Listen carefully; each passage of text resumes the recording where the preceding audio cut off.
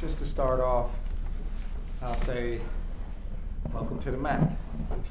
Okay? One night you're feeling like you're on top of the world because you won a game, your team's getting better, and then 2 days later you run into a team that's coached by a veteran coach that you know very, very well. You know they're going to come after you, and take my hat off to Canisius. Jared, a lot of freshmen on this team. How much growth did they go through in a weekend like this? They grew up a lot today. I mean, we fought those kids. We fought. When you have a young man like Coach Barron's son, and here's the deal, I tried to recruit him to Vanderbilt. I know who he is. I've seen how good he's gotten. I'm proud of him because I have a son too, okay? And I'm proud of him. He's become a great player. And I know he's worked. I asked his older brother to teach my son how to shoot, okay? When he scored 38 at Duke, Coach Barron recruited me to Notre Dame. I know this man. He gave me probably the best advice since I've been a head coach on how to become the best head coach that I can. And there's just so much respect for their family and for Coach Barron. I wish we played better. I wish we could have. I thought we had a good plan. We just ran into some older, stronger kids that were better. What was that advice? You knew about Billy? What was I guess Lewis may have surprised you a little bit. No, I knew Lewis was good. You know, and Coach Barron figured out when to start starting. All right, now come on now. He wasn't starting for a long time. All of a sudden he's starting, and he's a really good player. I mean, we talked about it. He's bouncy. He can guard. He got an edge, and he seems like a really nice kid. So, but tonight, we wanted to slow Barron down.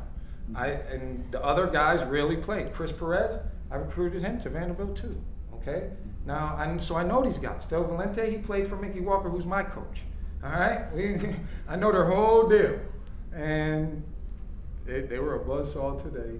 Billy just calms everybody down. We'll regroup and get ready for next weekend. You look like you were kind of mad at Zach Lewis at the end of the first half. Well, I respect. I played ball. Okay, I played. You never say anything to the coach, no matter what. The coach should never say anything to the player. That should never happen. I should talk to my team. Coach Barron should talk to his team. Kids shouldn't say anything to each other, and kids should never say anything to the coach. Should not happen, ever. Now, Zach apologized. I told him I'm cool too. That should never happen in college basketball. He's a kid. I'm a grown-up.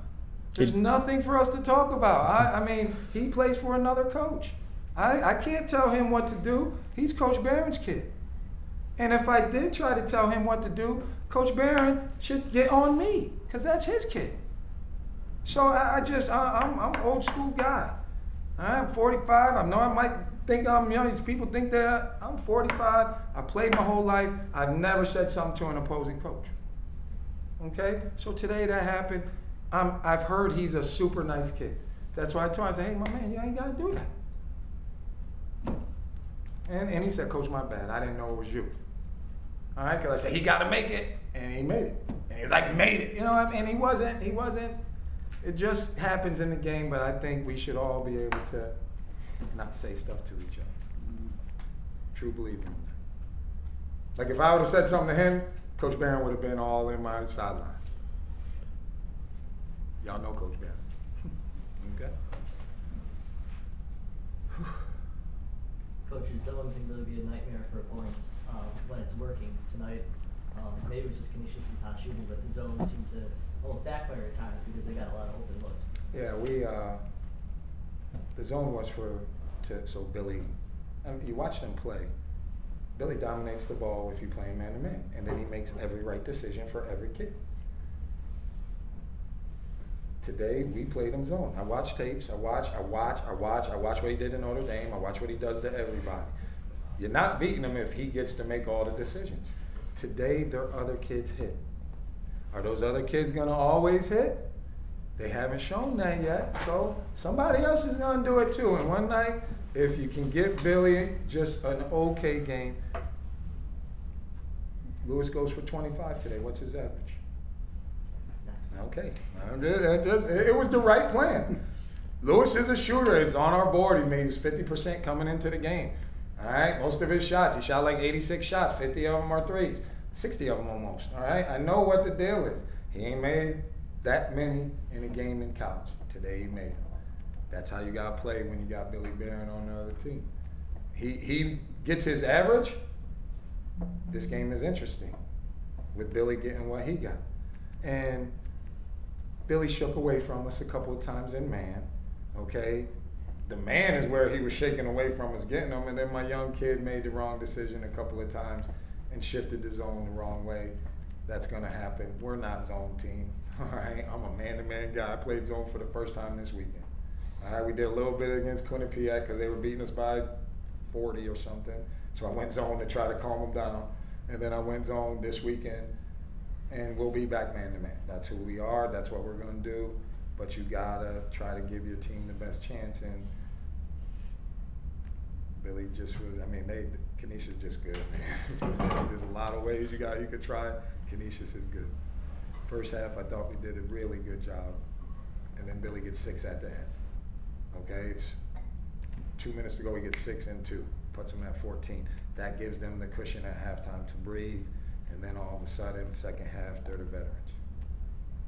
Is it weird to have to play them again next week? Nope, I'm excited. I wish it was next game.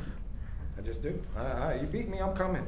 Coach Barron knows, that was the least amount of talk that he had with me the last 10 years that I've seen him after this game. Okay? Every time I see him, he talks to me for a long time. After the game, he just quit. Well, I wish we played them next. But not because I'm like, oh, we're going to beat them, but because they're one of the better teams. Now we're done with them for the year. Quinnipiac and Canisius after next weekend are done. They're numbers 2 or number 3 and number 4 in the league. They're done now. We don't got to play them no more. All right, we already played Manhattan. Done. All right, one time we only got them one, but at our place. Okay, so we're going to be done with the top of the league in a couple more games. And then we'll get to grow up a little bit more. But take my hat off to those kids. Those guys are good. Coaches, I said to one of our reporters, coaches probably forgot more ball than most guys have learned. Okay? He's tough. He don't take no steps back. His kids are like that, and that's what they did to us today. A lot of credit to them. How close did you go to playing for Coach Barron in Notre Dame? You know, when I look back on it, see, I'm Irish. My whole family, my mom's Irish. My 3 brothers are fully Irish. All right. Then my mom met my dad, had me and my sister. So my whole life, I grew up Kelly Trapuka, all them dudes. All right. I'm telling you, Notre Dame football was on our house doing all that every Saturday when we was kids. Okay. My whole family, my grandmother was Hopin, Digger Phelps. My high school coach's brother went to Notre Dame. All right. It was very, very, very close. Coach Barron. I was just a young kid. I had never really been out of Binghamton before, and Coach Barron, just the way he recruited me, he did everything the right way. He was about our family. He cared about my parents. He cared about who we were and where I was coming from and that type of stuff. People don't recruit you like that, okay? Not everybody. And he was there for a long time trying to get me to come, and I just always respected him for that. And because I grew up a Notre Dame fan, my mom always wanted me to go there. My grandmother wanted me to go to Notre Dame. Okay, I was probably going to do Syracuse until North Carolina got involved, just because Syracuse was probably there longer, and Coach Callahan on my staff, I had been with him since 8th grade. Okay, they started on me in 8th grade. So I liked the Cuse, but my family wanted, well, my mom and my grandmother, that side wanted Notre Dame. I was very, very close to them. It probably hurt, thinking back, when I went on my visit, it was right when David Rivers had his accident and almost died. And then I came on a visit, and he left that morning, so I didn't get to really visit with him. And the other kids didn't. I don't know if they was worried if I came that David was going to the pros and I might have played more than they wanted me to or something. But the other kids weren't as warm as the kids at the other places when I visited there.